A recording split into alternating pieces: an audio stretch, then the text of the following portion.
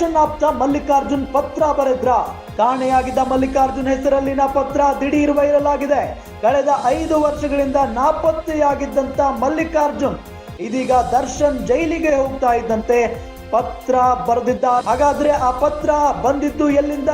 ಅಷ್ಟಕ್ಕೂ ಆ ಪತ್ರ ಅಸಲಿನ ನಕಲಿನ? ಮಲ್ಲಿಕಾರ್ಜುನ್ ಎಲ್ಲಿ?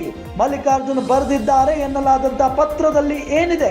ಪ್ರೀತಿಯ ತೇಜಸ್ವಿನಿಗೆ ಅಂತ ಪತ್ನಿಗೆ ಬರೆದಿದ್ದಾರೆ ಎನ್ನಲಾದಂತ ಪತ್ರ.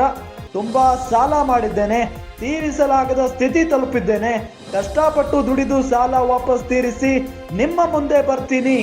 ಮಲ್ಲಿಕಾರ್ಜುನ್ ಬರೆದಿದ್ದಾರೆ ಎನ್ನಲಾದ ಪತ್ರ ಈಗ ವೈರಲ್ ಆಗಿದೆ.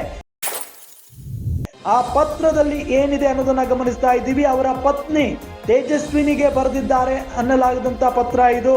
ತುಂಬಾ ಸಾಲ ಮಾಡಿದ್ದೇನೆ, ತೀರಿಸಲಾಗದ ಸ್ಥಿತಿ ತಲುಪಿದ್ದೇನೆ, ಕಷ್ಟಪಟ್ಟು ದುಡಿದು ಸಾಲ ವಾಪಸ್ ತೀರಿಸಿ ನಿಮ್ಮ ಮುಂದೆ ಬರ್ತೀನಿ ಅಂತ ಹೇಳಿ ಈ ಪತ್ರದಲ್ಲಿ ಉಲ್ಲೇಖ ಆಗಿದೆ.